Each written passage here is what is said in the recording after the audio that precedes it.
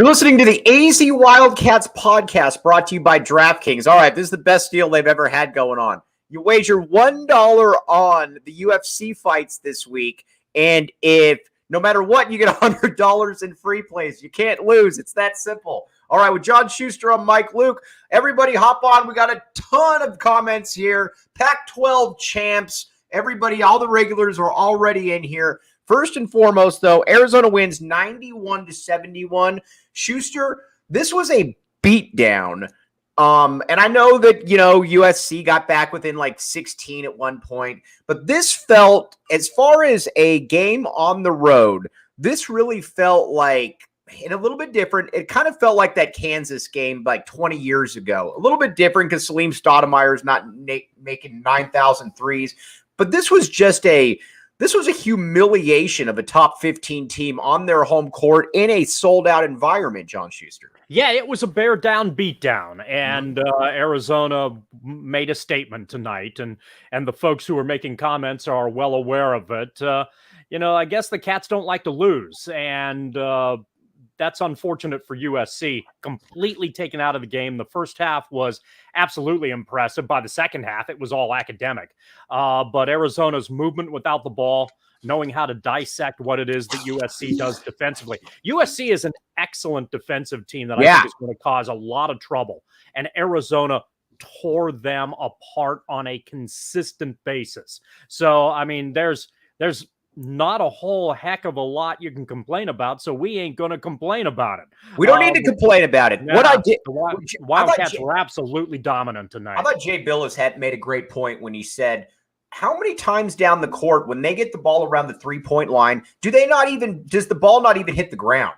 It really is amazing. Every pass, there's not just a swing pass. Every pass is made with a reason, it seems, other than the fact to just get it out of your hands. And how many easy baskets in transition, how many dunks, how many just incredible passes. By the way, that pass that Benn Mathurin made in the key right there was one of the best passes you'll ever see. This is a team that when they get going like that, it really is a pleasure to watch because it's basketball in its purest form right there. Yeah.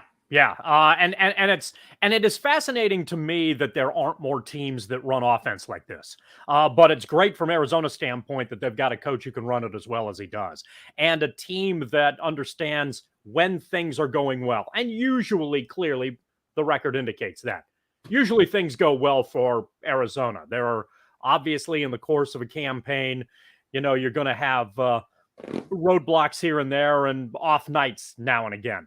But Arizona was outstanding tonight across the board, dominated the interior, really good defensively, forced its share of turnovers. Whether they were scoring in the half court or scoring on breaks, it didn't matter. USC had no answer, and Arizona just completely dominated them up and down the roster. It's nice to see because, again, USC is a really good basketball team that I think can cause serious problems in the NCAA tournament, and Arizona tore them apart. Now, a lot of people might not get this, but Barrett Hartman is a very funny man because there was an anti-circumcision rally by the U of A today. And, when you think of the protests that are really going to hit the hot button issues, you think of that. Arizona circumcised USC today. I think that's that's an interesting one. I guess the obvious one would be that they circumcised the Trojans, but they circumcised the Trojans. On the fly there. I guess that's incredibly good.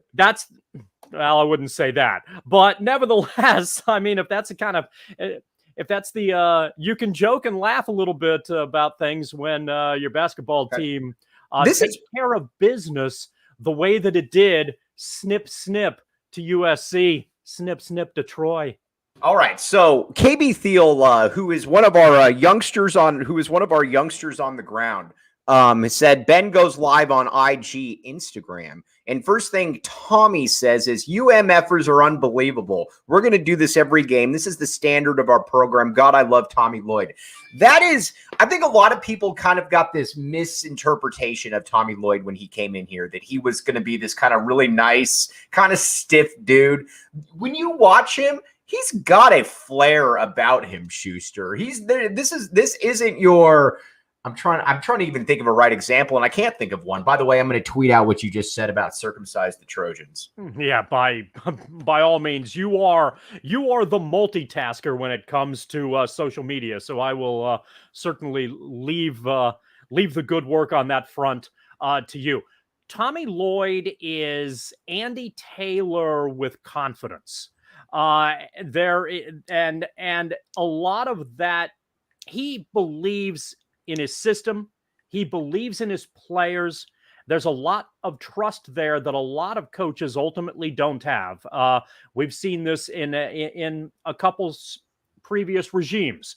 Some that were short-lived, some that lasted a little longer, some that were a little bit more recent. Tommy Lloyd expects a lot, but is not a micromanager. So he does a very good job of communicating, getting across what there is to get across, and his confidence, which seems kind of understated, is certainly there. Arizona is, as much as, Lloyd has this sort of demeanor thing going on, Arizona talks a lot. They do. Arizona's a kind of mouthy basketball team, and when things are going well, they're going to let you know that they're going well. So that isn't just Kriisa's style and DeBella's style and Mathurin's style and some of the other guys on the roster. I think there's a bit of Lloyd behind the scenes catering to a lot of that as well. They are deceptively confident. And I mean, it's been playing very well this year. We hope that it continues in the years ahead as well. There's reason to believe. There's certainly reason to be hopeful about that.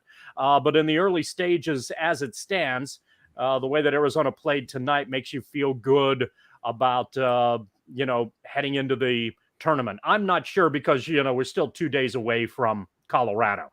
So I don't know if we're in a position necessarily where we can say that Arizona is quote unquote peaking at the right time.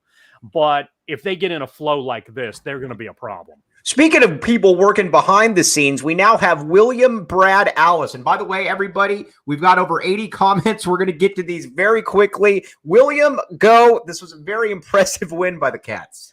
Yeah, and until late in the game when there's a little bit of letdown, that's the thing I like best. They just kept the foot on the pedal, and they did not have that beginning of the second half lull.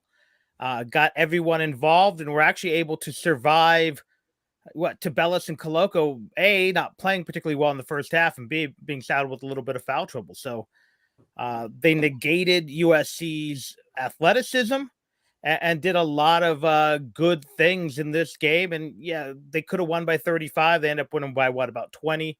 But you have to one, that they were able to rebound from the Colorado loss. And at some point, we just may have to figure that Arizona just doesn't play well in Colorado. I mean, where they lost 5 in a row. They haven't won since 2014 there. Well, maybe there's just something about it. I mean, Oregon had lost 9 straight before this year. So, I mean, maybe there's just something weird about that place, that venue. Yeah, and you would think the elevation shouldn't be that bad considering Tucson's the 3rd highest, I think, elevation in the Pac-12. You also have the fact that they had already played in Utah. But, yeah, one really bad night, their worst night of the year. And then they turn around and have arguably as good a 30 minutes as they've had all season. Yeah, this reminded me a little bit, Brad, and I was telling Schuster a little bit about this, and it was drastic. It was different for sure because this was probably the most deflating 10 minutes I've ever seen. But when Arizona went into Allen Fieldhouse, I believe you were there, if I'm not mistaken. I was. You can actually, when Salim hits the big 3 in the second half where they're trying to run clock, and instead he jacks up the 3 right in front of me. You can actually see me probably chewing on a pin cap. Now, Kansas was obviously better than this SC team. Allen Fieldhouse is not the Galen Center, but this had a little bit of that feel to me where it's just like you're going against a team that you know is good, that has second weekend potential, and the lead keeps going and going and going. And sooner or later, you're looking at a USC team that's a top 15 team in the country, and they're just demoralized, William. Yeah, and and it wasn't just that Arizona was scoring; it was they have the 3 dunks in a row, including the 2 in transition. You had the lob from Mathurin to Terry. You also had the Kerr Kriisa, and if if Jaden DeLauer can throw a pass that good next season, maybe Arizona football wins a few extra games. But yeah, that's what I think was so demoralizing. There was almost no look in the lane, Larson to Koloko. So it wasn't just that you were putting it on them, but it was how they were putting it on them. You go back to that Kansas game, and people may forget Arizona trailed by nearly 20 in that game, and it actually made it a game by halftime and then took the lead in the second half. This one, they didn't get a chance. They traded buckets for 3-4 minutes, and next thing you know, you look up and Arizona's up 20. They've done that a lot this year to bad teams, to mediocre teams. This is a good team. They may wind up as a 6 or 7 seed, but to me, you're looking at a USC team that, like you said, certainly has second weekend capabilities. With Arizona, when they play the brand of basketball that they did, everything just fits. And I think one thing about it, and Jay Billis brought this up multiple times, and Schuster's been talking about this all season, this is one of the best passing teams that I've ever seen at the U of A. And there's been some really, really, really good passing teams. But this team has a lot of different guys.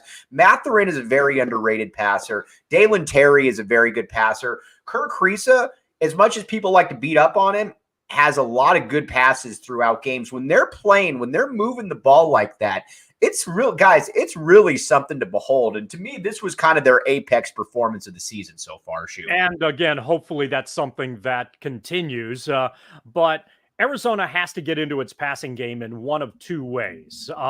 They're either going to make some things work on the perimeter, make an extra pass. Sometimes they make extra passes on the interior, which helps to open things up. They cut beautifully without the ball tonight as well. Their pick and roll game was very impressive.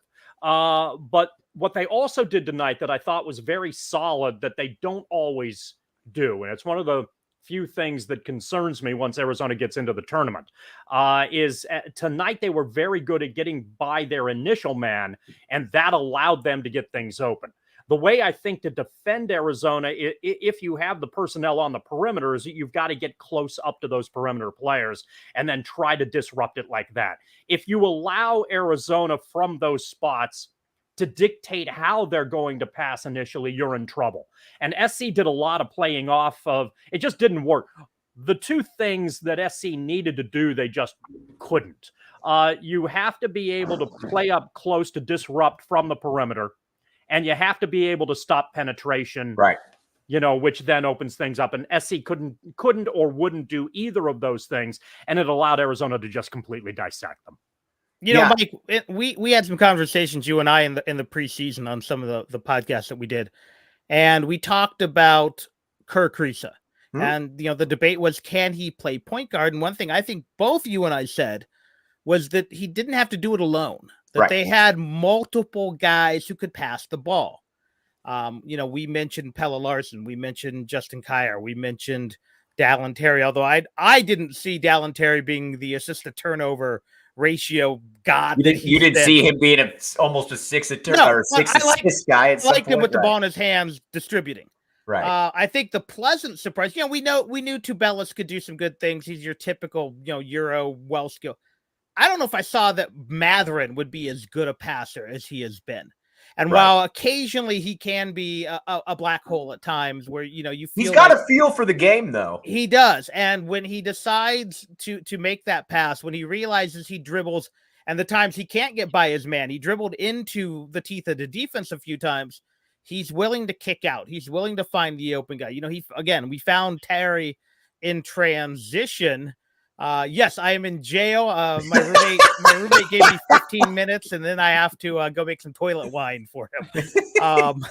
Brad has his prison wallet already. Yeah. No, I am in the laundry room because it's the only room in the house that I don't wake up people for these 11 o'clock broadcasts. But it looks a little prison-esque. But the point being is you've got 4 or 5 guys, sometimes 4 on the floor at the same time, who can all distribute the ball. So while Kriisa has done a very nice job at point guard, the great Arizona teams always pass the ball really well. Multiple guys. You go back to 88, Elliott could pass the ball. You obviously had kind of that combo backcourt. 94, you had 3 or 4 guards on the floor at one time. The 97, 98, you got 3, 4 perimeter guys, right? Exactly. And this team has that as well. And when they do get moving the ball, they don't seem to be, you're going to get a couple Mathurin drives, and they usually work. Kerr Kriisa is going to take a couple long threes, but for the most part, there's a flow to the offense. And when you're getting extra possessions because of tempo, when you're getting extra possessions because of the aggressive defense, you can live with a few bad possessions that maybe the Mark Lyons teams couldn't live with and couldn't survive. Right. Let me tell you real quick about the DraftKings Sportsbook app, and we got to get back to this. Code word PHNX. William, we got the best deal going on right now. You throw down $1 on any of the UFC fights this week, and it doesn't matter. You get $100 in free plays. I think they probably found out we were giving people bad information about the Pistons, being that they ran off, I think, 3 straight wins after we said bet against the Pistons. So they're trying to get the money back. Either way, DraftKings Sportsbook app, 21 and up, Arizona only. If you got a gambling problem, call 1-800-NEXT-STEP. This is the bet that you don't need to rely on me or Shu. We're idiots. You're not. Bet on this. Either way, you're going to win. All right, let's get back to I'm not giving UFC advice, although I usually take the Brazilian. I don't know if you know. I think I'm not sure. Well, I'll leave that up to KB Thiel. He's our guy on the ground right there. Question. You guys have talked about how A, B, C, and D has a quote-unquote good feel for the game. Do they have a good feel for the game, or does Tommy Lloyd help them have a good feel? I think it's a perfect marriage right there. I think all of these guys, and this is something that I think is a little bit underrated. When people talk about Tommy Lloyd, they're saying, and yeah, no duh, you're running up and down the court. You're playing a brand of basketball we haven't seen in 15, 20 years. But to me, Shu, and I'm curious as to what both of you guys say, because you've seen more basketball than I have. That's an age joke. But what he has also been able to do is maximize everybody's ability out here. How many times in previous years would we see somebody that was incredibly talented and yeah, they're good, but it felt like they were leaving something out there? What player, guys, and honestly, maybe I'm missing something. What player on this team in the starting lineup coming off the bench do you look at and say, man, we could be getting a lot more from him? Go ahead. No one, because I wasn't counting on much from Larson and Ballo, and we've gotten more than I expected. But right. I will say this. I think when you talk about feel for the game, I'd be interested to see. I don't know exactly how the international system works in all these countries, but generally these guys did not go to a normal high school. Right. They played at semi-pro ball. Essentially, they played at sports academies.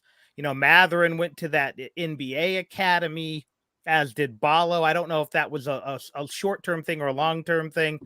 Didn't Dallin Terry go to one of the prep schools? Hillcrest, yeah. Phoenix? Yeah. That's a basketball school. The only guy who wasn't immersed in basketball really on this team, I don't know Kier's background, but it was Koloko. Koloko was new to the game. He got exposed to it in the Cameroon, then came to America. Would he play at Orange Lutheran, was it, or one of those type programs? But my guess is Pelle Larsson and Kerr Kriisa and Tubelis were playing more than, the 15 hours you played, after school at Saguaro and then whatever gym time you could get at the Udall Center. They were basically playing in a professional basketball system for years. Adama Ball, same thing. He played on that, the Paris team's under 18 team.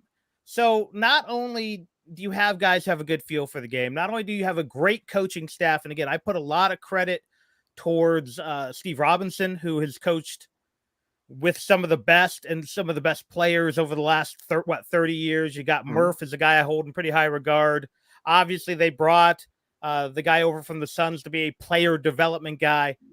But these guys, basically played in this very structured European system. Right. Again, Pelle Larsson played with some of the under 16 all Sweden teams. I mean, you're immersed in basketball in a way. At Hillcrest Prep, those guys are flying all over the country. They're not driving down to Santa Rita or they're not driving over to Rincon for a game, then coming back, going to the Carl's Jr. and going to their shift at the movie theater. I mean, they were basically professional basketball players from an early age. And I would assume as you continue to recruit from the international scene, they're getting Kylan Boswell, who's been playing at one of these prep academies, you're going to get guys who've been immersed more so than ever in basketball, and maybe with the NIL thing more so than ever. And I think that can help if you have a good structure in place, create guys. Now, we've also seen guys who've played in the AAU system who have no structure. Right. Coach rolls out the ball, gives you the Makovic compete speech, and tries to match his shoes with his outfit. We've all seen those AAU teams. Most of these guys aren't coming from systems like that. Okay, Right. so is it important from a recruiting standpoint that those are the kinds of players that you go after, perhaps sacrificing superior athleticism or 5 stars in the process? I think you find the guys who fit your system. And I think so far, Lloyd, again, he inherited a lot. Let's not pretend he didn't. But he brought in guys who play well together. I think that was maybe over the last 5-6 years the biggest knock on Sean Miller. I think his best teams were 5 stars who fit his system. But Miller was a system coach. Real quick, Alonzo guys. Trier did not fit the system. Kobe Simmons did not fit the system. Rondé did. But I think that's so. You find the best guys to fit your system, and if they play at the Stockholm Academy, great. And if they play at Santa Rita High School, great. Whatever, you can find the best players who fit your system. And a lot of people ask about Bruno and how Bruno's doing. Bruno is tired, and that is Bruno passed out right there. So Bruno, just wanted to throw you in there real quick. All right. I got a couple questions here, and I think there was a great point here now I need to go back to, I think it was Ben Brent's. Okay. All right. He says, yo, I got a serious question. We got a serious answer, Bensky. All right. Since we're Pac-12 champs, do we rest our starters and play our bench? No. You do exactly what you've been doing, in my opinion. Because first and foremost, you still want to get that number 1 seed. College basketball is crazy. And honestly, you've got an 8-man rotation right now. That's what you're going to live and you're going to die with right now. It's a good question I was actually going to get to. You're not going to start playing Shane Noel or Adama Ball right now. That's for the off season. That's for getting in. You've got an 8-man rotation right now. You're clicking. Guys, I think you play exactly the way you've been playing, and you play to try to win every game going into the tournament.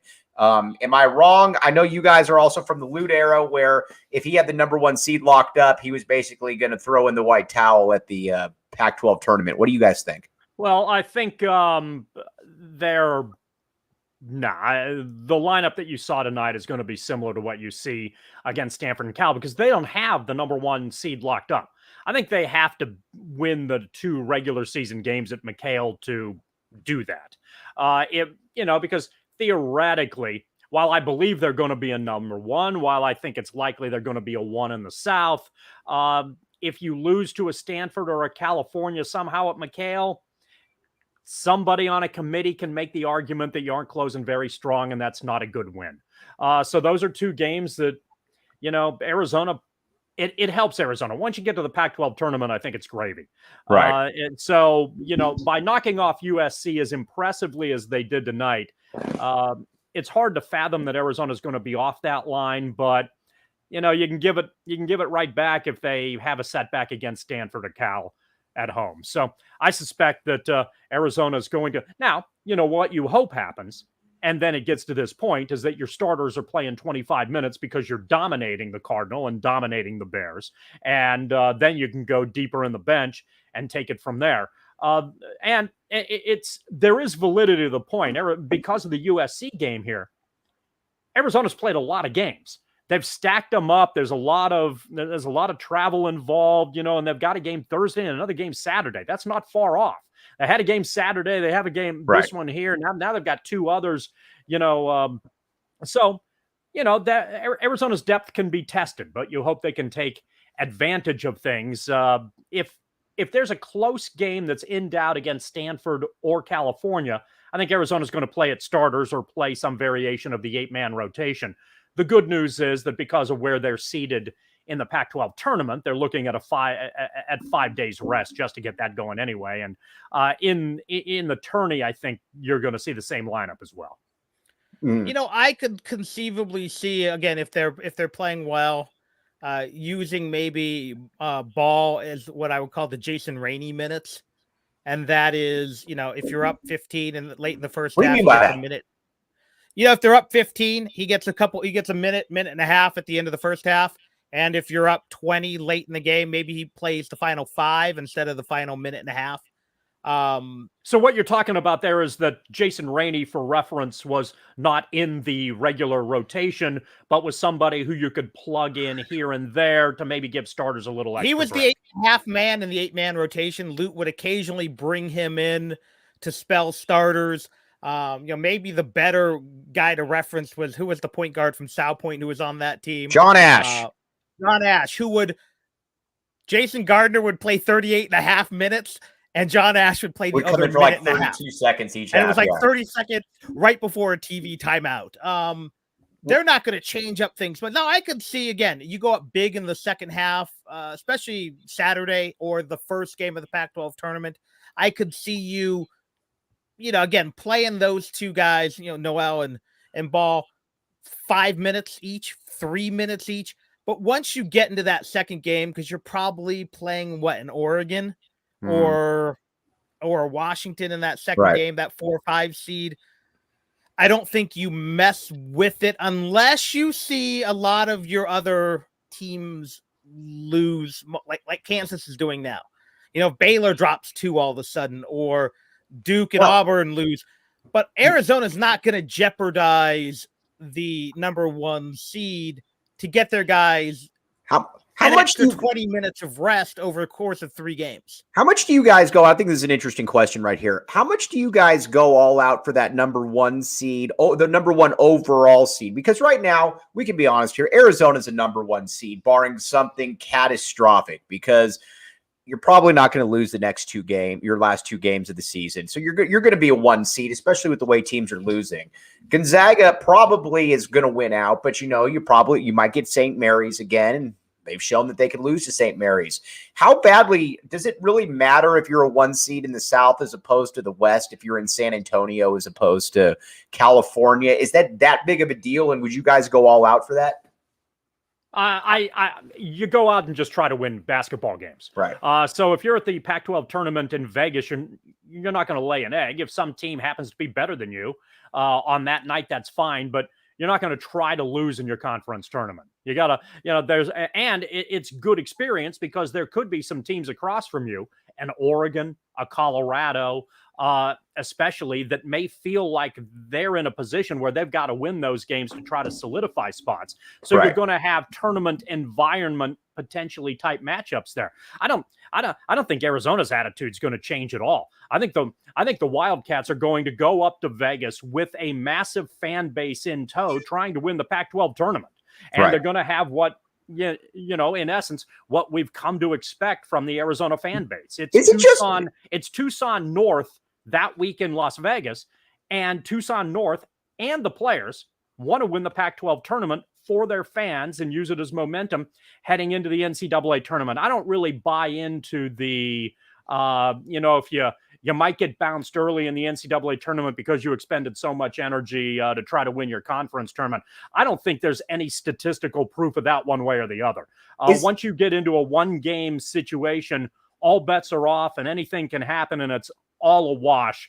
But I expect Arizona to try to win that conference tournament, and as I expect Arizona to try to dominate Stanford and Cal this weekend. I don't think there's a big difference between the West and the South.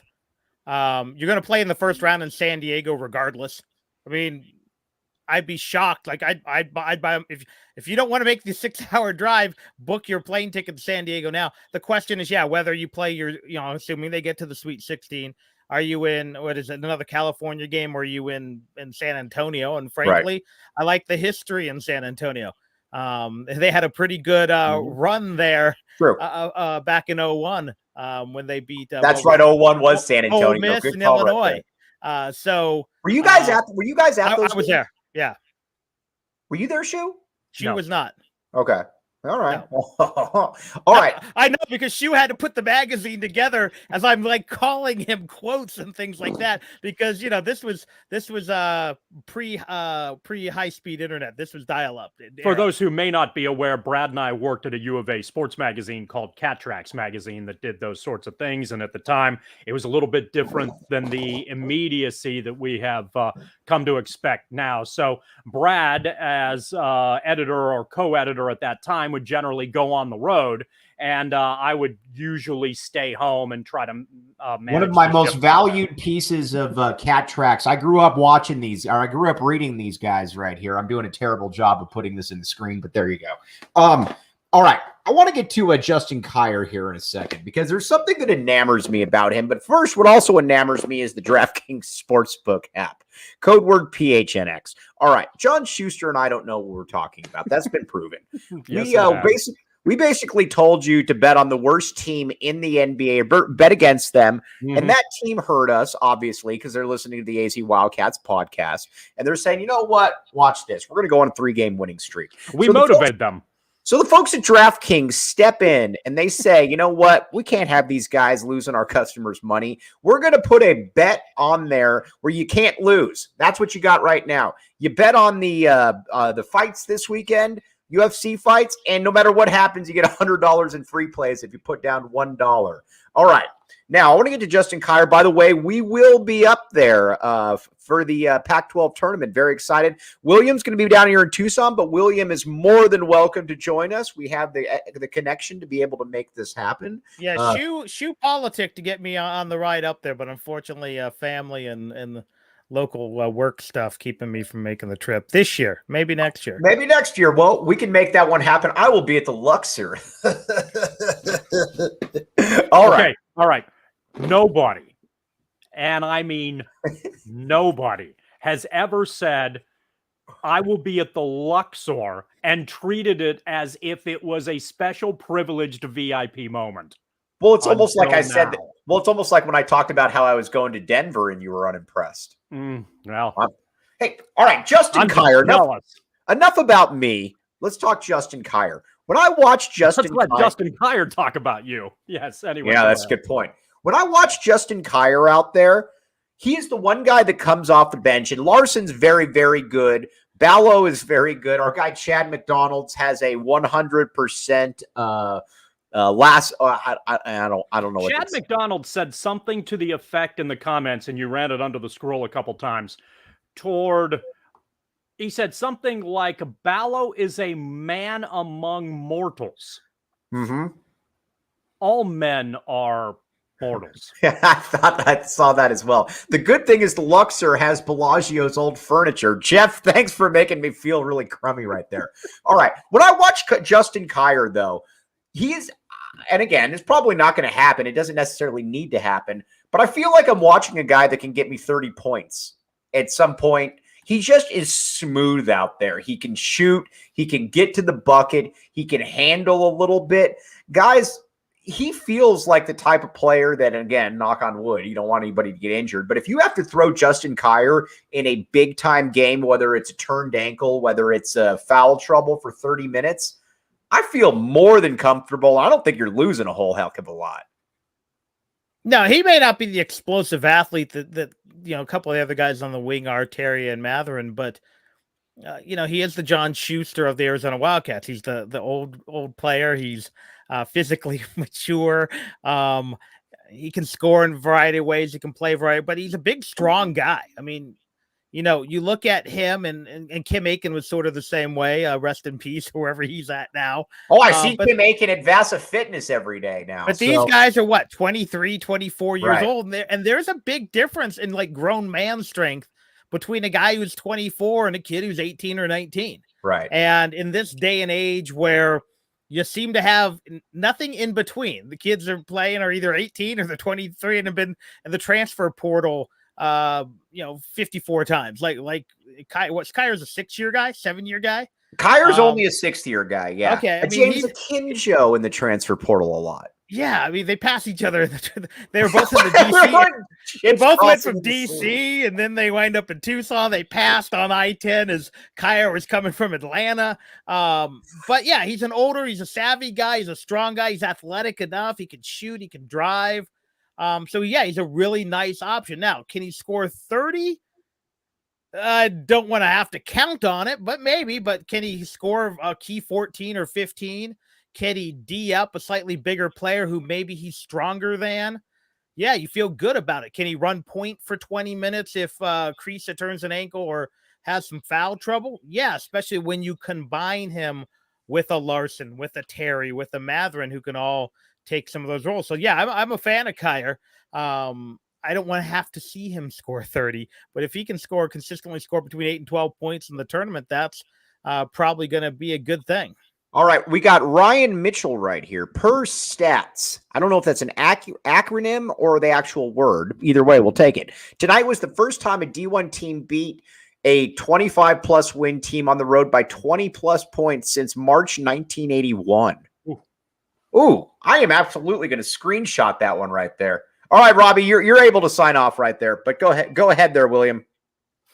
That's impressive when you think about it, but then I guess you think about how many 25 win teams, that's at the end of the year, go and lose that bad at home late in the year. Probably doesn't happen a whole lot. So at first you're like, oh, it's had to happen. But then when you look at those stats, what I think is really the most impressive thing is the fact that Arizona did this on the third of 3 games in 5 days.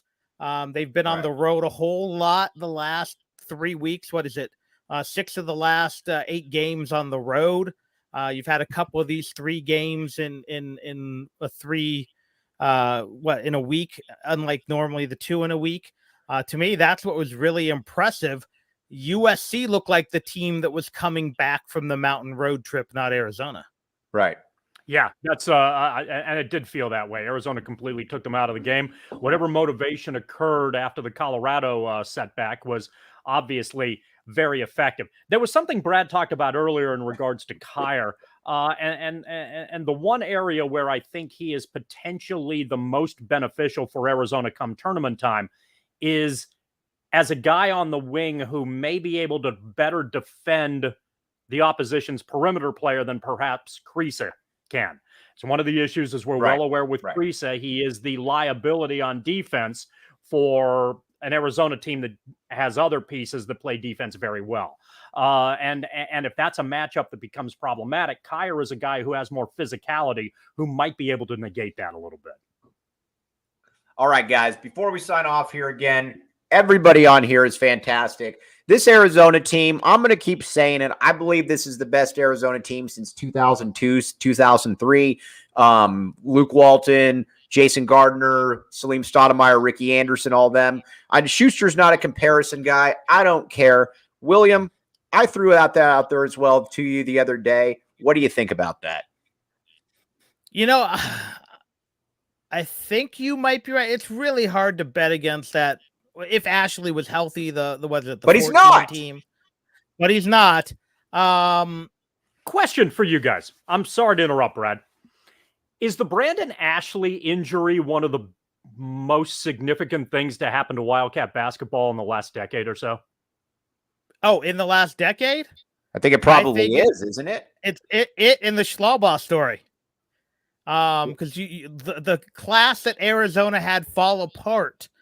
Right. If they had gotten Shaimi Shaitu, Nasir Little, some of those, Bol. Right. Who knows? You were looking at getting basically the best player. RJ Barrett was in consideration too. That.